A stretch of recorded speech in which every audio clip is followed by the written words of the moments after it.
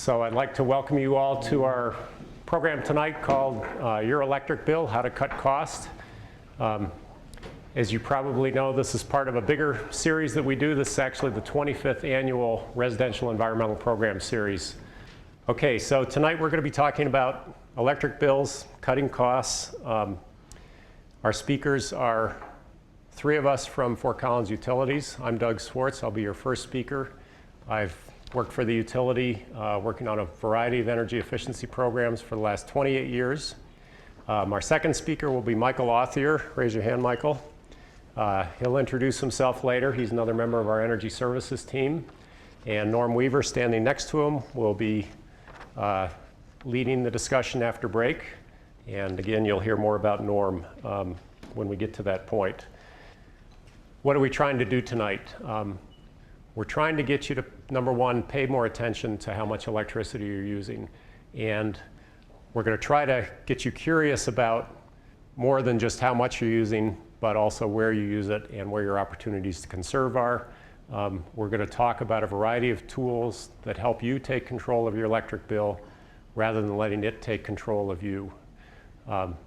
And generally, we're hoping you leave tonight with a sense of some things you can start to do on your own to start to reduce your electric usage.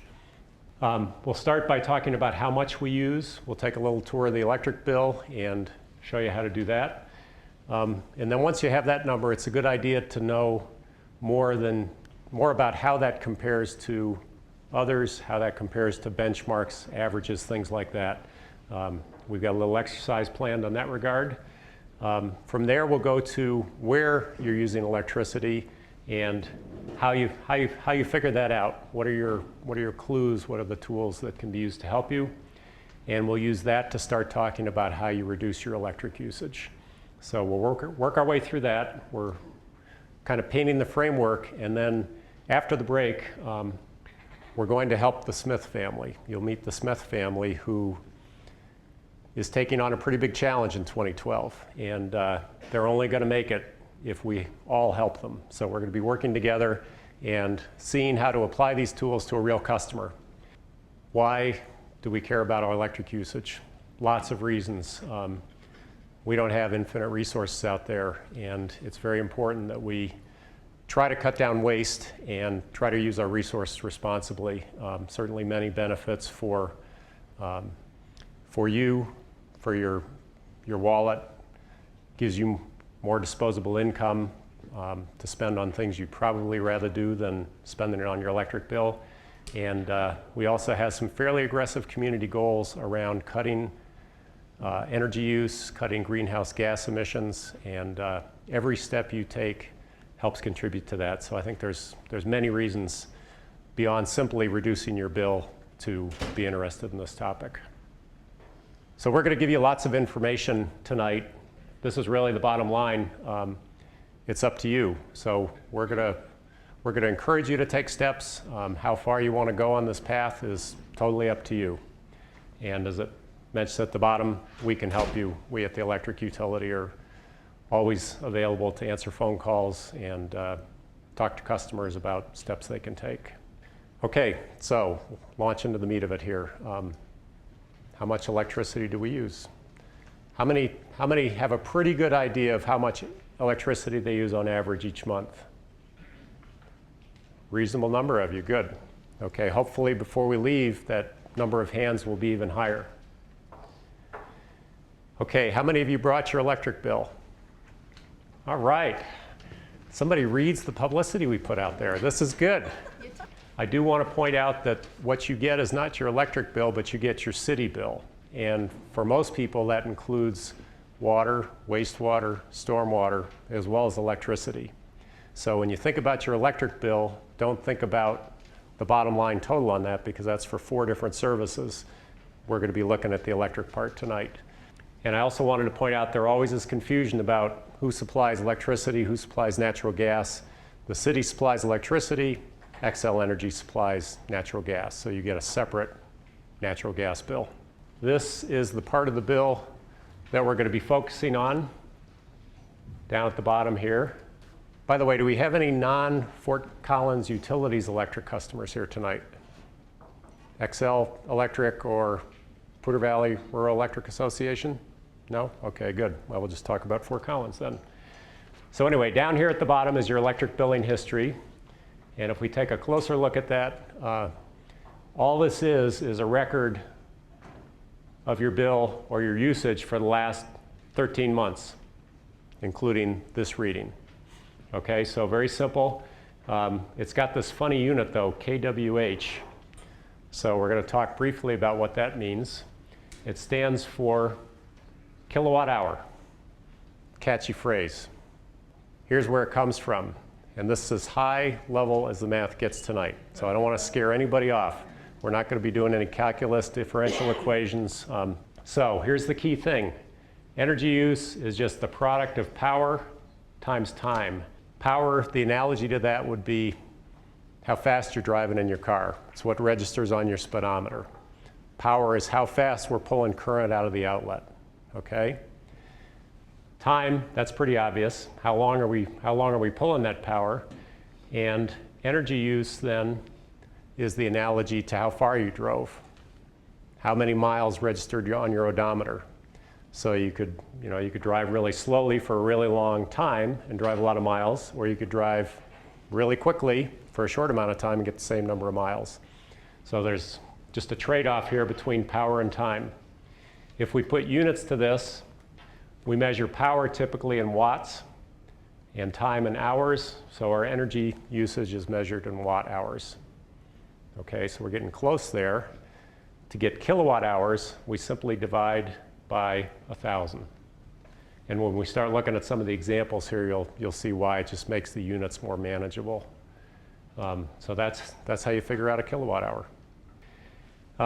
And just for your reference, a kilowatt hour here in Fort Collins costs about 8.5 cents. Close enough. So let's look at an example here. I don't know whether any of you still have these dinosaurs in your house, but this is a 100-watt light bulb, incandescent light bulb, and we're going to operate it 5 hours a day. So what's the power that this light bulb draws? 100 watts. Very good. And what's the time we're going to operate this? 5 hours per day, or since we bill electricity monthly, we'll look at it monthly. So 5 hours a day times 30 days a month gives us 150 hours per month. We got what we need. And we can figure out by just multiplying those together that it's 15,000 watt hours per month, or if we divide by 1,000, it's 15 kilowatt hours per month. That's as hard as it gets. And that costs us about $1.30 a month, or $15 a year if we used it the same number of hours every month of the year. Okay, so that's some very fundamental energy thinking, energy math. It's pretty darn simple, and we'll be coming back to that again and again throughout the program. Okay, so now we're going to look at my average usage, or actually your average usage. So to do that, we're going to take this electric billing history and simply take 12 months, add it up, divide by 12. Pretty darn simple again. You can pick any of those 12 months you want. There's 13 readings on there. Or you could even sum up all 13 and divide by 13. How's that? In this case, this particular customer came in at 576 kilowatt hours per month, average throughout the year. As you can see, it varies, and we'll come back to that in a little bit. But this is kind of a good, this average usage is a good number to keep in mind. And this is what we're going to encourage you to look at first on your electric billing history. Okay, we have had a rate change this year. You've probably been reading about that. We're not going to spend a lot of time on the details of that tonight. But one of the impacts of that is that your bill is going to be changing. Some of you may have gotten the new bill already. There's going to be more detail up here, which just takes more room on the bill, which means less room for the billing history. Fortunately, there are some other options. You get a monthly bill, you can keep your own record, put them in a file, write them down in a notebook, put them in a spreadsheet to keep track of your pattern of usage over time. You can call our customer service reps at the number shown there, 212-2900, and they'll be glad to look it up for you. Or we will have increasing options for online access to your billing history. And you'll be hearing a lot more about that, I think, in the next 12 to 18 months. So a variety of ways to do this. Also, probably many of you, how many of you are on the e-bill system so you don't get a paper bill? Okay, you can go back, once you access your bill that way, you can go back and look at your past bills as well. So lots of ways to get this data. Okay, so we figured out for this particular customer how much they use, and now we're going to talk about how their usage, how your usage compares to others. So again, start by calculating your average monthly electric usage. In our example here, it's 576 kilowatt hours per month. And then we want to say, well, is that good? Is that bad? Is that somewhere in the middle of the pack? You really need some more information to know. So what we do is give you this cool curve. I call this the percentile curve. And rather than trying to explain it abstractly, let's just see how we use it, because it's super simple. Across the bottom here is the average monthly usage that we just figured out, okay? So in this case, we had 576. We simply find that point on this bottom axis. So it's almost 600. So we plot that. Then we draw a line vertically upward to the curve. Draw another point there. Then we go left to the vertical axis, and we see that we land in here. And in round numbers, that's about the 35th percentile. Percentile. I learned about that sometime way back when. What does that really mean? Well, what it means is that this customer uses more electricity than about 35% of our customers. Or conversely, about 65% of our customers use more than I do. Does that make sense? So it's a useful way to start to get a sense as to how your usage compares to others. Okay, we can work this backwards. We can say from each of these benchmarks here, 75th percentile, 50th, 25th. In this case, let's start with the 75th. We start there and we go over horizontally to the curve, we draw a mark, and we go down and we see what that corresponds to. So if you're in the 75th percentile, you're using almost 1,000 kilowatt hours per month on average, spending a little over $1,000 a year for electricity. In the 50th percentile, you're down right at about 700 kilowatt hours per month, and you're spending about $745 a year. If you're in the 25th percentile, you're down a little less than 500 kilowatt hours per month, and you're spending $520 per year. Maybe there is some motivation here.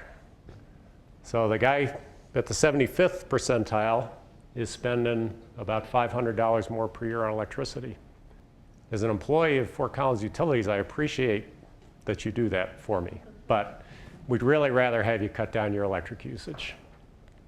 And we're going to be trying to help you do that. Okay, it turns out there's actually two curves that we need to think about. Does anybody have any idea why that might be?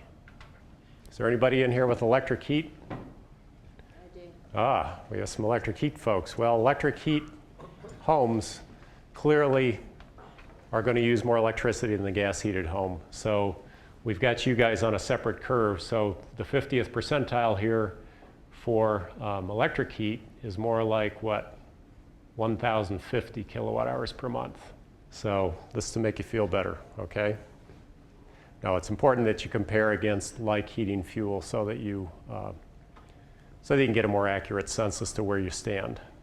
There we go, non-electric heat and electric heat. So non-electric heat is typically going to be gas here in Fort Collins. So the question is, where do you guys fall on this curve? And it just happens that we have a facsimile of this curve up here. And we're going to have you guys take a look at your electric bills. And you can either calculate your average usage, or we can help you just take a quick look and do what I call an eyeball average. And we're going to have you come up and put a push pin in this curve corresponding to your usage, so we can see kind of what the distribution of the percentile rankings in this audience are. And because we don't want to put anybody on the spot, we're going to have this facing away from the crowd. It's kind of like the secret ballot, but we'll be up here to help you get your pin in the right place, and then we'll spend 5 or 10 minutes doing this, and then we will share the results with everyone. Just come on up and we'll take a quick look and get a sense. How's that? So queue up here. Norm can help you get started. And don't be shy. It's only a rough average. They're very large pins. We have Texas-sized push pins here. Okay, so one thing we've never been sure about with these programs that we offer is whether we're reaching out to a broad audience or whether we're always just preaching to the choir. So if we were preaching to the choir, you'd think everybody would be clustered right down near the bottom of these curves, right? You know, they've already got it all figured out. Well, I think we have our answer tonight. Vanna? Okay, can everybody see that at least reasonably well? Can you guys see it over there? So I think it's pretty clear that we've got a pretty good distribution. And if you can imagine, I think we have about 50,000 residential customers at this point. And that's how these curves get constructed, is by knowing where each of those fall over the course of a year, their monthly average. So this is good. We've got a great distribution both on the non-electric, the gas heat, and the electric heat. Somebody asked me during the exercise, for those of you who have electric heat, do you have any gas? Do any of you who have electric heat also have gas coming into your home, say for water heating? No. Okay, that was my impression. I think maybe a handful of customers do, but I think that's pretty darn unusual. Okay, so hopefully as you put your pin in, you also look to see about where your percentile ranking is. And by the way, don't worry about whether you're 72nd percentile or 77th. You know, look at the order of magnitude. Are you toward the bottom, or are you in the middle, or are you toward the top? That's really the most important thing to learn. And the good news is there's opportunities for everybody. If you're at the 75th percentile, if you're one of these people up here, and boy, if you're up in the 95th percentile, you've got the most opportunities of anybody in the room. There is good news. So we're gonna be working with you to help you see how you might want to change that. So we're going to encourage you. If you're in the 50th percentile, well, by definition, I guess you're in the middle of the pack. We're going to help you identify what your electric loads or energy-using items are, and just give you some ideas on your choices. Encourage you to reduce. If you're down the 25th percentile, or if you're down like these folks are, we got somebody down here at the 5th or 6th percentile. Good job. They winter in Arizona. That's a hypothesis out there on the table. Sounds a little bit like a wine to me, but anyway, even if you're down there, there are opportunities. There are people lower than you on that curve. So, statement of jealousy. Okay, that's a better way to say it. Okay. Envy. That's what I meant to say. Envy. Okay. Electric bill envy. That's a new one. Okay, but anyway, regardless of where you are on this spectrum, there's opportunities to move down. Okay, so hopefully you have a pretty good idea now of how much electricity you use per month on average. If you don't have your electric bill tonight, if you aren't aware of how much you use, I encourage you to go home and figure it out. Call our customer service reps, they can help you. So that's step one. Step two is understanding what that means in terms of where you land compared to other customers. And you know, this doesn't take into account sizes of homes or number of people. It's a first stab, but it's just a good benchmark to get familiar with. So now the question is, where are you using that electricity? Without knowing that, it's hard to know what your next steps are to reduce your usage. So ultimately, you'd like to get some idea like this for your house. This happens to be national average breakout. So this is a pie chart that shows generally how much you're using for cooling versus water heating versus lighting and so forth. But the problem is this is national data for the average customer, right? Who's average? Here's what you care about. What's going on in my house? Fort Collins climate is not the national climate. Every family is different. Every house is different. So we're going to help you work this through for your house. Okay, so again, we're going to go back to our electric billing history and see what else we can get out of this. So I'm an engineer, right? I'm also kind of a visual learner guy. So first thing I do is make a graph. So there's a graph of this person's electric use over the course of 12 months. So the time across the bottom by months, and then the actual amount of usage. So on the left side here is kilowatt hours per month. Okay, so that's the chicken scratch version.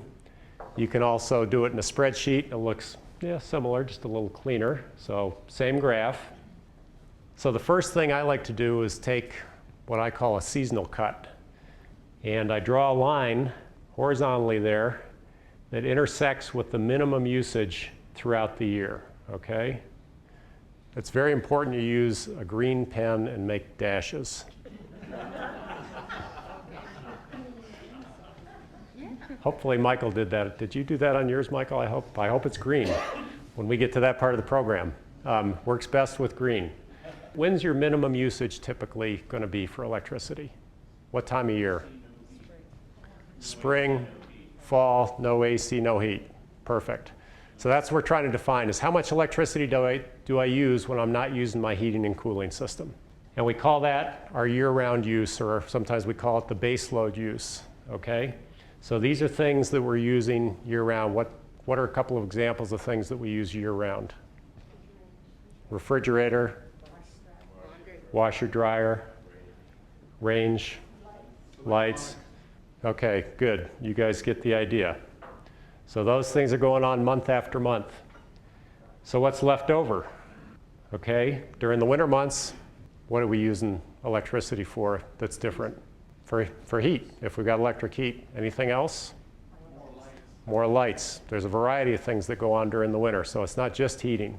And surprise, surprise, similar for summer. What's going on in summer in a lot of houses? AC, okay.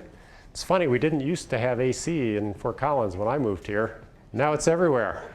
But it's gone from we used to be a winter peaking utility. Now we're a summer peaking utility. That's the kind of change we've seen over time as air conditioning has permeated the market around here. Okay, so that's our seasonal cut, and that's by month. Remember, because we started out by plotting our monthly usage here. The other thing we can do is take each of these months and stack them up to see what the whole year looks like. Okay, so here's our year-round added up for each month, our winter and our summer. So now we could start to get a sense as to how it breaks out seasonally. So where do you think we might look first for savings for this customer?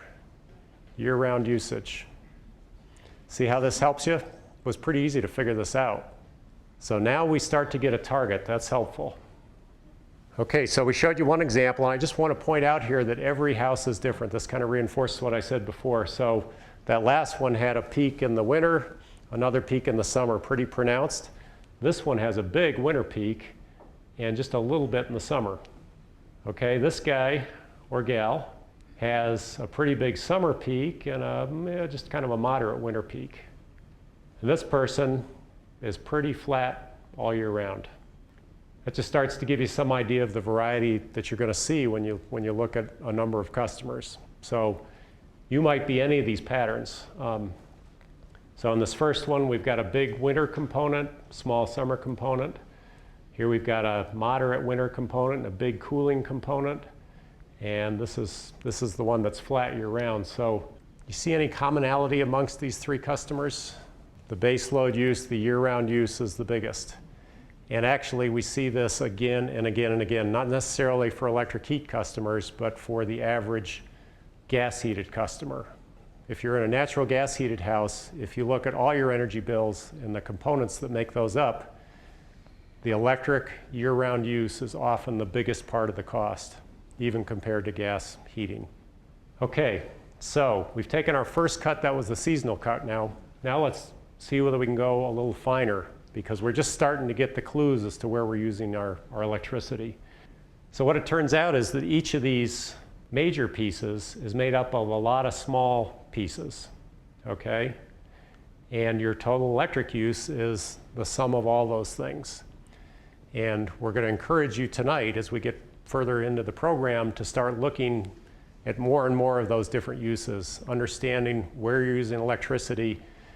And what you're going to find is, because there are so many places, there are lots of places where you can start to chip away at your total electric bill. And that's really, if anything, probably the secret to success on cutting electric costs is to work on a lot of those different places. Usually starting with the biggest ones first, but all those little reductions can make a big difference. Okay, so this is kind of to echo what I asked you folks about before, and you had lots of good ideas. So down here in the year-round, we've got refrigeration, just for example. Entertainment is another one that falls into that category. For the winter portion, here's a space heater. We often see people running space heaters, even in electric space heaters and gas-heated homes. So just to reinforce the point that there's lots and lots of things that add up to your total electric bill. And with that, I'm going to pass this off to Michael. So my name is Mike Lothier. I work for Fort Collins Utilities, and I'm in the Energy Services group along with Doug and Norm. So what I'm going to focus on is, now that we've identified a lot of items make up your energy use, how do you figure out what items are using what? And especially if you're going to try to target reducing your energy use, your electric use, you probably want to at least start taking a look at some of the bigger ones and working your way through the list. So I'm going to just touch briefly on a few different methods for identifying these items, these electricity using items. I'm going to go through, I've got 4 specific ones picked out that I'll talk about in more detail. But the big thing to note as I go through them is I'm going to start with the general, the simpler ones, and they're going to get a little more complex, a little more complicated as I go. And the trade-off is, as they get more complicated, they generally get a little more accurate and you get a little more information. As Doug talked about earlier, the energy equals power times time. The different tools up here are going to give you different information, and then you can see that on the right, and as I go through these, I'll point out what information they give you. The first one is labels. So if you've bought a new appliance recently, you've probably seen these labels. They're good when you're shopping for these items, but as far as knowing where it sits, it gives you a rough idea. So you can see the cost number, 67 in the middle, and it's a little small, but towards the bottom there's a 630 kilowatt hours. So it gives you the energy use for that item. The thing to keep in mind, there's a lot of small text on the bottom of that label, and we pulled out just a sample of it, that your actual cost and use is going to vary for that item. So depending on your utility rate specifically and the amount you use the item, it's going to vary. So keep that in mind when you look at these. I believe the rate is based off of just a national average number for dollars per kilowatt hour. Do you know what the national average is? I think it's 9.5 cents, something like that. 10, somewhere in there. So it's a little high compared to Fort Collins. Yep, depending on the use. You know, if it's a refrigerator, it's probably plugged in 24/7, so it may be a little more accurate as opposed to some of the other appliances, like a dryer, that really depends on how often you're using it. But it does give you some idea. It gets you in the ballpark. The next, sort of the next level is using tables. So there's a lot of these online. If you go to Google and search, you can search specific items and say clothes washer electric use. You'll find a lot of these tables. A lot of utilities have these. Basically, these tables are just a list of a lot of different items, and it gives you some sort of range of power.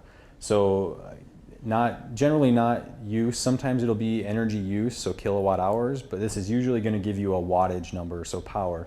I pulled out an example you can see on the right where it talks about clothes washers and clothes dryers. You can see from this, so for clothes dryer, the range is 1800 watts to 5000. So it's a large range. That's the downside of the tables, is it's just based on, it's average numbers, and it's for everything. So for clothes dryers, they range a lot depending on the item. The benefit of this is more that if you see the clothes washers are 350 to 500 watts, it lets you compare. So you can see from these numbers, even though you may not be able to pick out the specific usage, you can say your dryer uses more electricity than your washer.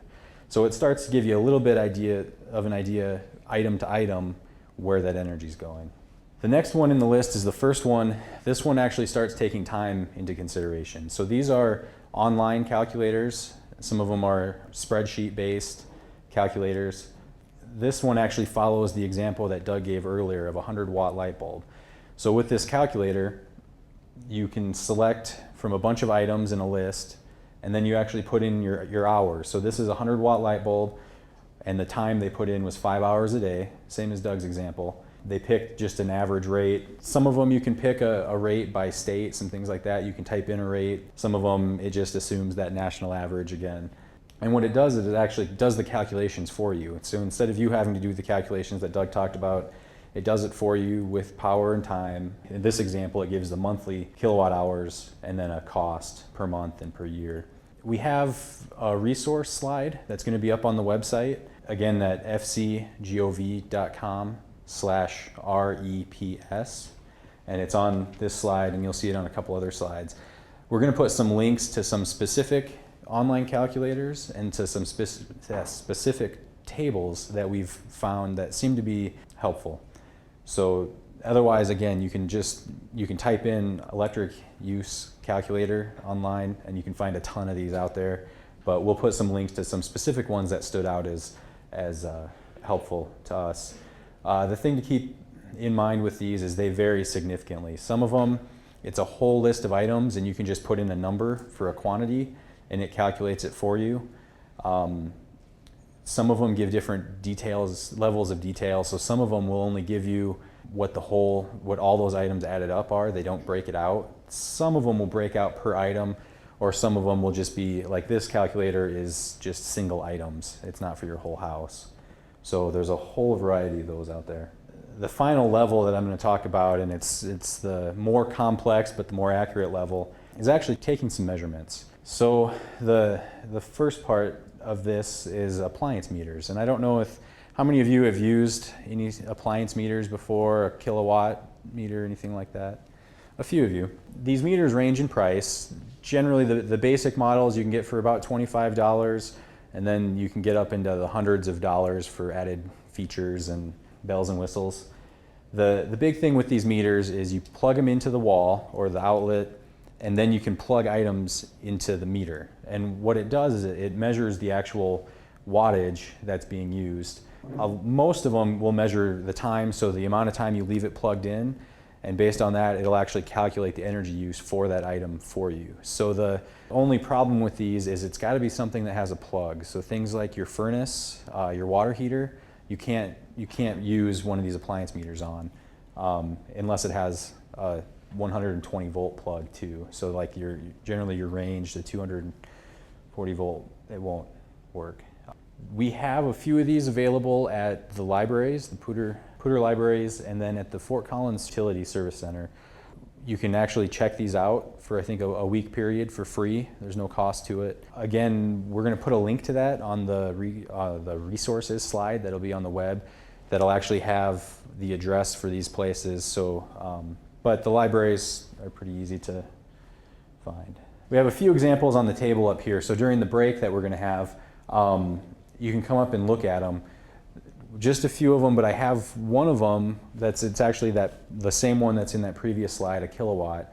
And we plugged the power into the kilowatt, and then the kilowatt into a surge protector, and then we plugged all of this equipment into it. So you can actually see what 2 projectors and a computer and a laptop are all using at once.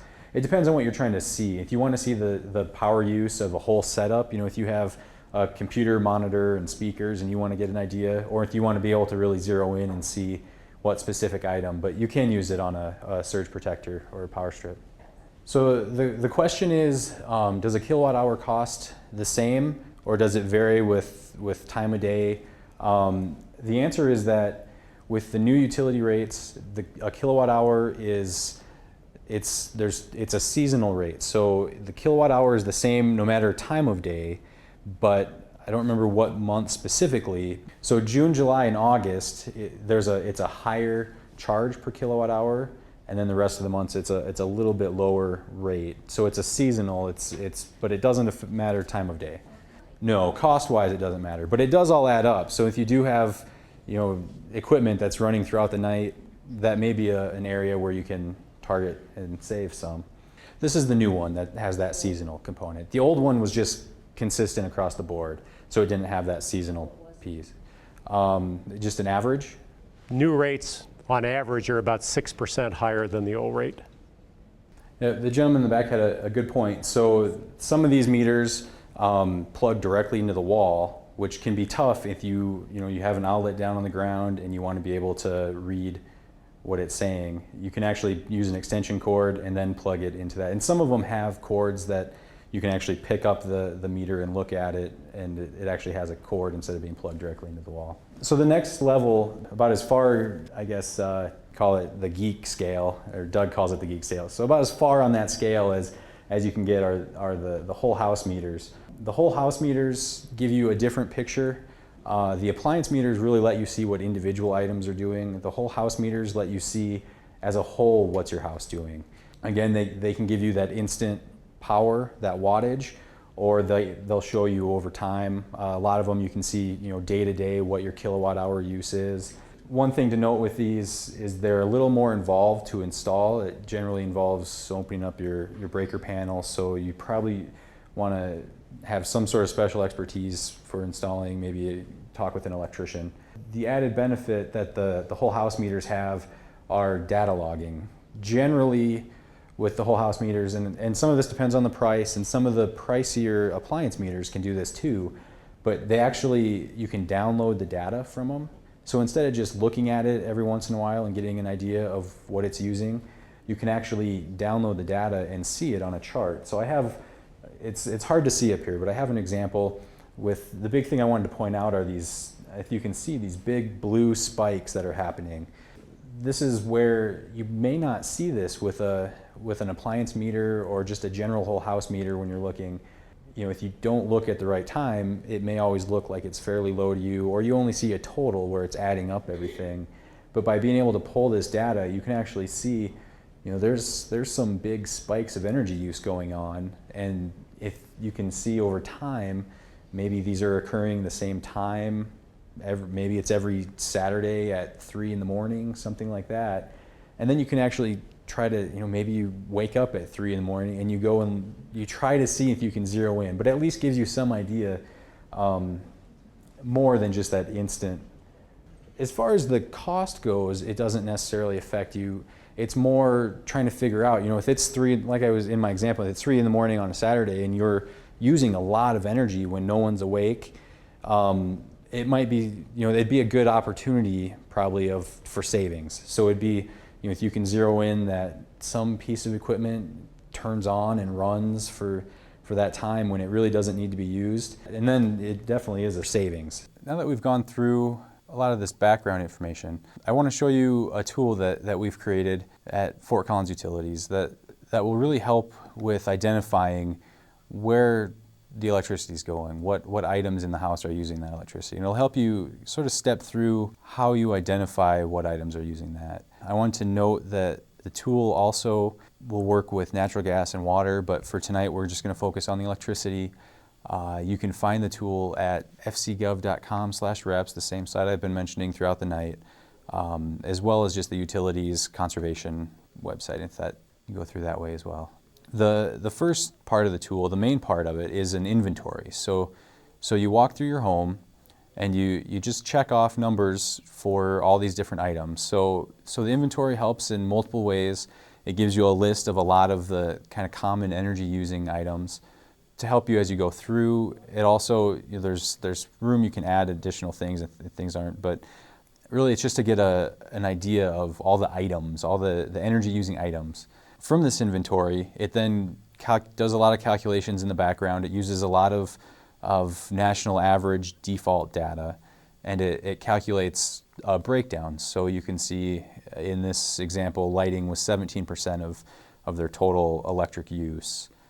All of the averages can be customized if you want, but they don't have to. So if you sort of have control over how far you want to go. You can do just the very basic, put in numbers of quantities of items, and get a kind of a general sense of where you're at. Or you can go in and actually you can use some of the tools we talked about earlier, and you can measure wattages and run times, and you can actually put that into the tool if you really want to go to that level. But it's all up to you.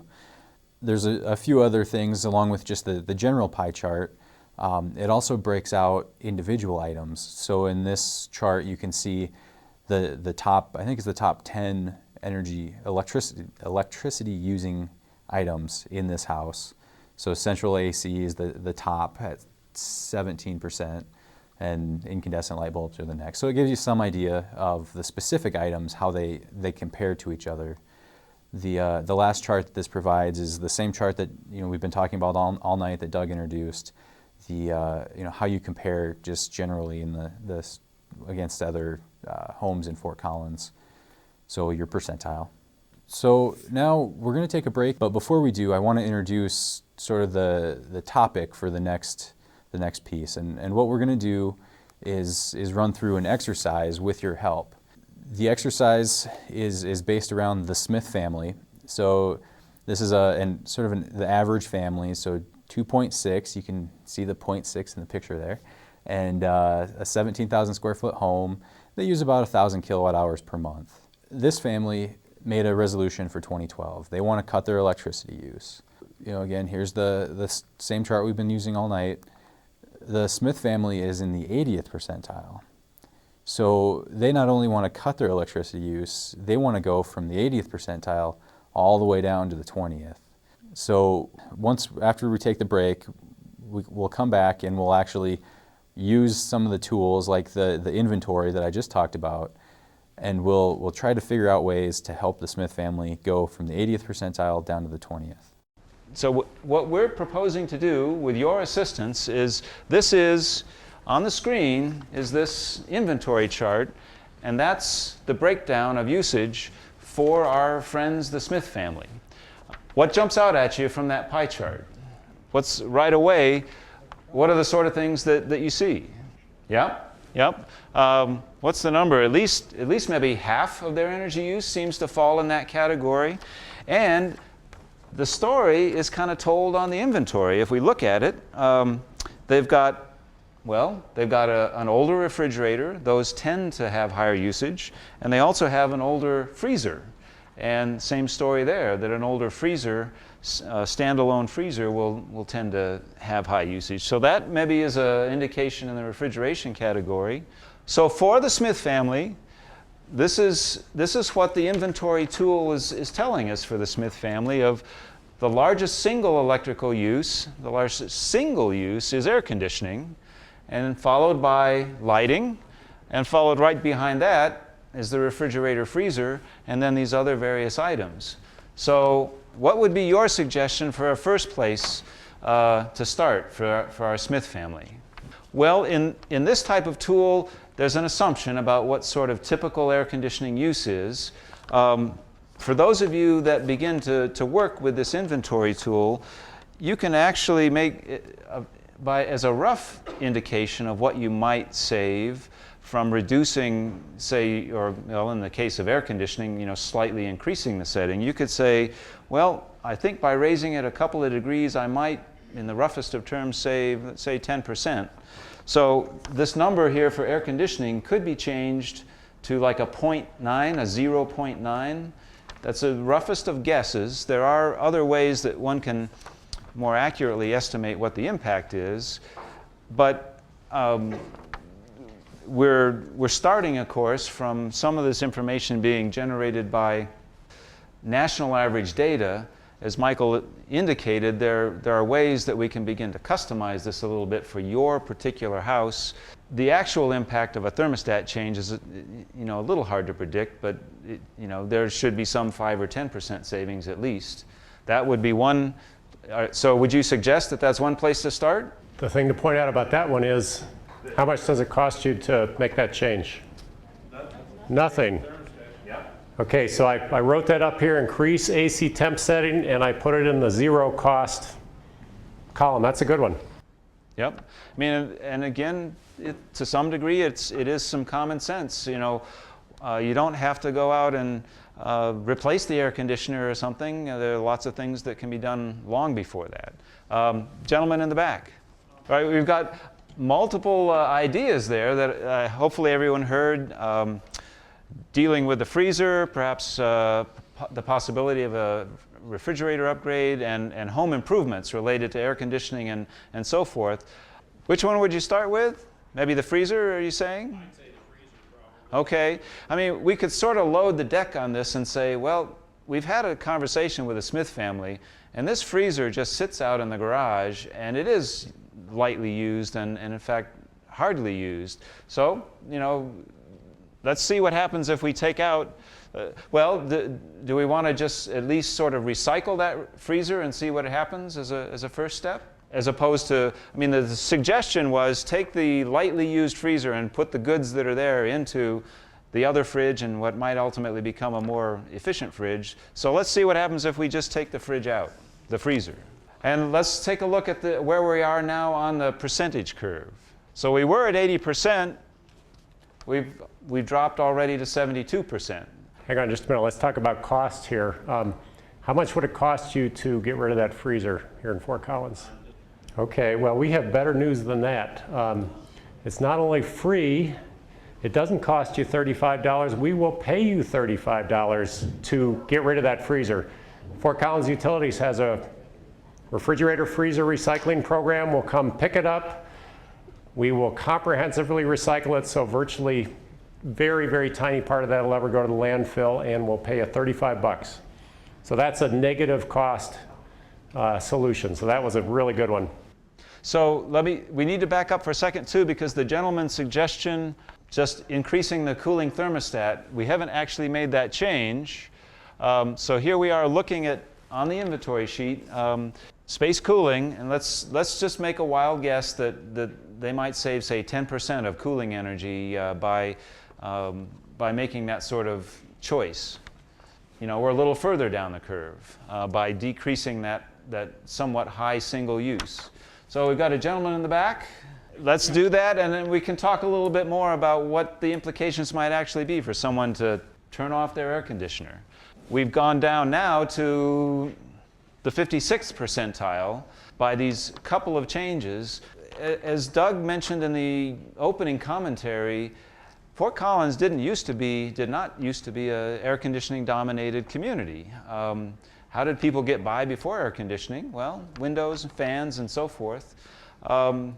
So some families might make that choice and say, our Smith family, they've already stated they at least want to look at the possibilities of getting from the 80th percentile quite a ways down. So they might be a family that would make that choice. Would all of us? Well, not necessarily. And I think even as we at utilities and elsewhere talk about energy efficiency, I guess a point I would make is we do the things we do in our house because we're making choices, and there are things that we want to do. I heard a gentleman at the break say he likes to bake, likes to fire up the oven and bake goods and so forth. And others, there's a reason why, maybe even health reasons why they may have air conditioning. So not everybody might make that choice. Now, let's just say, we're here to have this energy intervention for the Smith family. And they've said, well, okay, I'm willing to consider that, but what else do I need to do? So, what would mitigate the impact of just turning off the air conditioner? Is there anything else we might suggest to them that besides just doing that? You may have noticed on the inventory, there are some other items under the category of space cooling. So let's put back in a whole house fan. We were down to 56% on the percentile. Now we're back up a couple of percent. So now the whole house fan, to this question in the background of, well, what's this going to cost the Smith family? That doesn't, it's cost nothing to turn the air conditioner off, for the most part. But it does cost something to put that whole house fan in. It could easily be hundreds, and we've got one estimate here that it might be as much as $1,000 for that. So here we begin to get into the question of also, what can you afford and that kind of thing. There is an alternative to the whole house fan, or there are some alternatives like ceiling fans, and some of us already have them, and maybe we don't tend to use them. Even a couple of ceiling fans. Just for the curiosity of it, I would suggest we add, in addition to the whole house fan, let's say 2 ceiling fans and see how much that bumps things up or down. Didn't even move it. So the point is, and part of the idea of this inventory is that we have tried to capture, what is the wattage, what is the use of all of these different sorts of things, and some use a lot more than others. Ceiling fans are relatively low wattage. A whole house fan can be a pretty hefty horsepower unit, actually, and so that's why we saw quite a bit, or a measurable impact on our position here with the Smith family by adding that. Ceiling fans might possibly approach, they certainly would be hundreds of dollars as well as if we were putting those in. So we still haven't probably exhausted the low cost, no cost kinds of things for this household. No dryer. Well, and we have suggestive evidence that our Smith family might be open to that because they've already accepted the pretty radical step of turning off their air conditioner. And, well, I mean, we can't help but point out that we also used to not have that many clothes dryers. We used to have clotheslines. So let's not force the Smiths to go completely offline with their dryer. No, that would be online without their dryer. Online without their dryer. So we can put in that maybe we're only going to use the dryer a quarter of the time, or the quarter of the time that we used to, and the rest of the time, maybe 75% of the time, is the clothesline. So yeah, actually there is a Fort Collins ordinance that says that HOAs cannot prohibit things like clotheslines, solar collectors. There's some other things in that category. So the clothes dryer suggestion has gotten us down to about the 50th percentile. There again is what? Another sort of low cost, no cost option. Just using the dryer less, and a clothesline ought not to be that expensive. You said let's look at... I was wondering about the refrigeration. Is a standard a brand new one? Yes. Basically the only thing that you can buy is in most cases, a much more efficient unit, a much more low usage unit than what you might have bought a couple decades ago.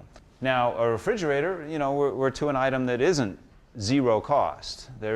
And what we would say is that, especially if a refrigerator is kind of on its last legs, well, then it's a pretty reasonable thing to consider replacing it. I mean, I've actually made some measurements in my own apartment of a 1970s vintage refrigerator, and it would use 1,000 kilowatt hours a year. A new one is 300 kilowatt hours a year. That's a big difference. Now, not all old refrigerators are quite that bad, but they can be. So let's say our Smith family then is receptive to the idea of upgrading their relatively old refrigerator and see where that gets us. So we went from the pre-90s vintage to one standard. You guys are supposed to be going, ooh. Didn't you see that big jump there?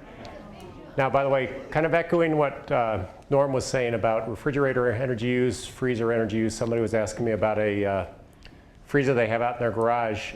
We have these averages for different vintages of refrigeration. The only way you really know is to borrow one of these kilowatt meters, or a couple of you lucky folks took one home, and find out. It's super simple. Borrow it, plug the freezer or the refrigerator into the kilowatt meter, let it run for at least a couple of days, because that refrigerator has an internal thermostat that's turning it off and on, and you'll very quickly see how many kilowatt hours per day is typical. usage does vary seasonally, particularly for something that's a refrigerator or freezer in the garage. So, use your common sense around us. Doug's been trying to keep track of these various suggestions. Many, so far, low cost, no cost. The fridge is going to be, what, $800 or $900 perhaps. I mean, that's not inexpensive. So that's the Smiths family has already begun to make some choices about what they think they can afford to do.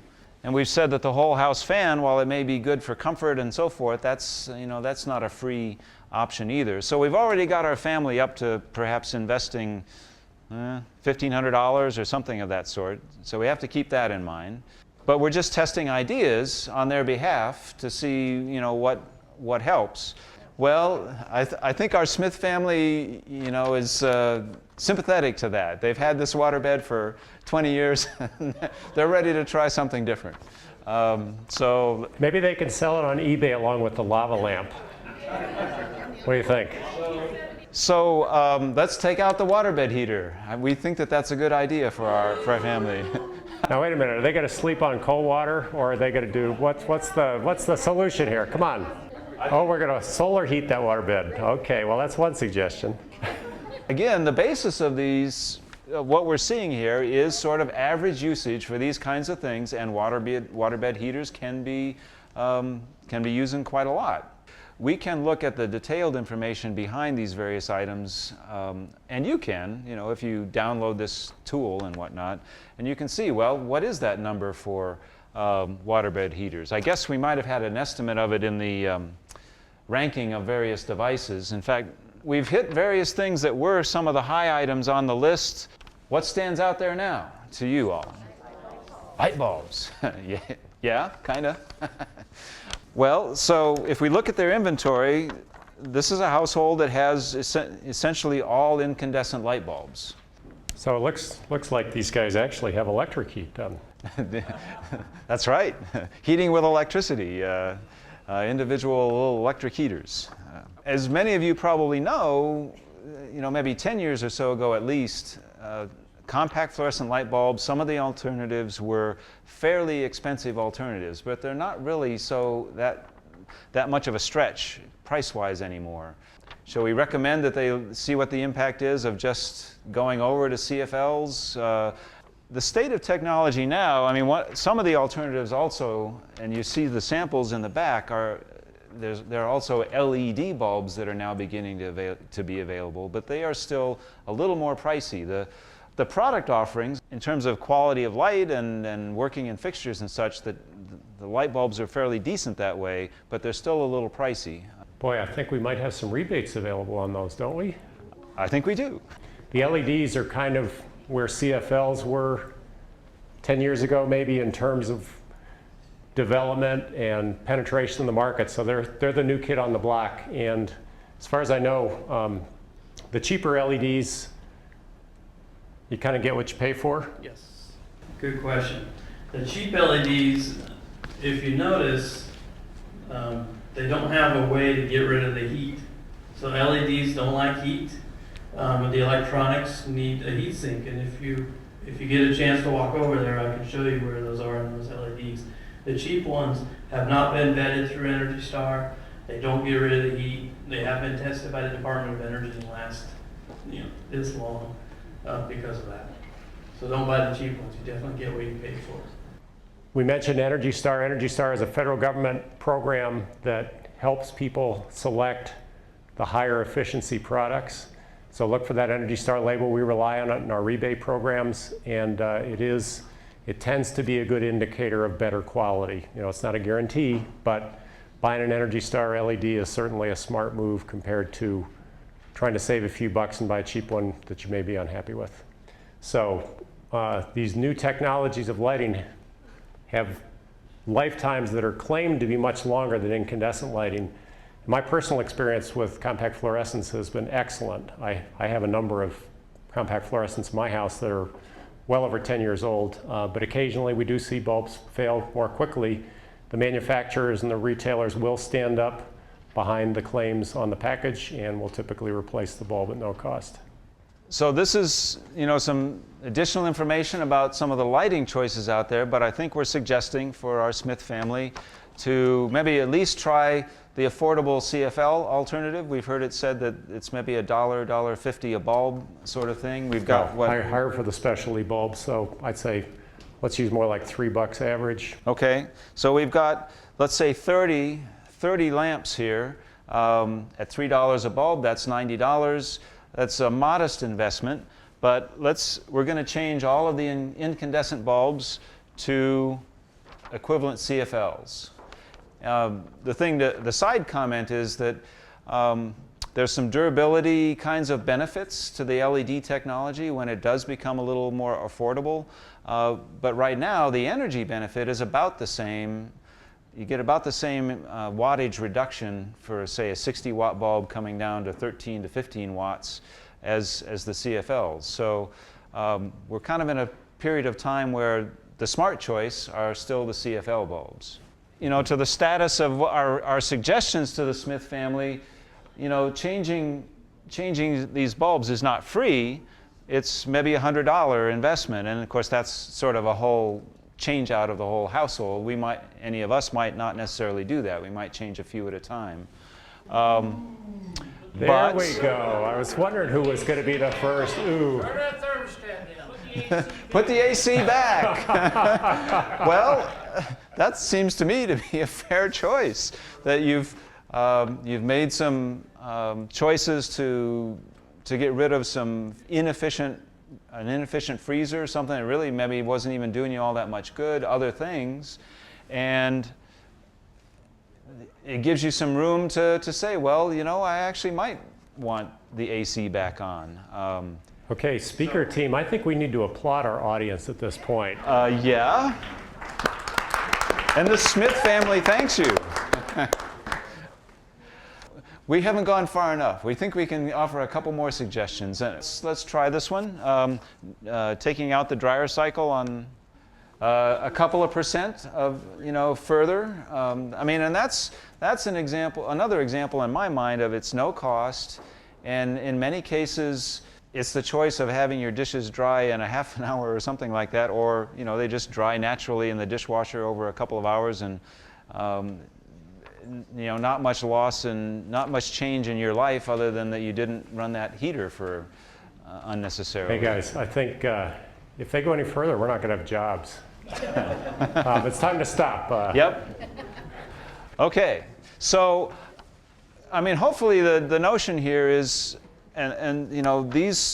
this inventory, obviously it tells you what might be in a household that is in the 80th percentile. And it's not all that unusual. We did find a waterbed in there and so forth. It is possible to go through a similar exercise with your own inventory. Just to wrap up this example, we did suggest some things to this household that were not free. There is some cost to replacing a refrigerator. But in my experimentation with this example, most of the low and no cost things at least got them from 80% down to 50%. For just $100 or $200 sort of thing. And I think many of us might find that to be the case. But you do have to sort of seek out what those things are like that refrigerator in the garage that you didn't realize was using as much energy as it was. For all of us, for all of you, there's the question of where you sit on this curve, which one of these push pins is yours, and how far you may want to try to go to reduce some cost and reduce your energy use. Utility, we've implied a few of the rebate and incentive programs that we have for various efficiency measures and appliances, and we want to encourage folks to recycle and properly recycle refrigeration appliances. That's why the rebate for that. Obviously, we also encourage folks to properly recycle CFLs, at the hardware store and the department stores that are Home Depots and that sort of thing that do offer those places to recycle those bulbs. So online at fcgov.com/conserves is a place to go and look at some of the various programs that Fort Collins Utilities offers. Just to put in a plug we appreciate your coming this evening, and hopefully this has been of some help to you. Well, like we said, the Smith family thanks you.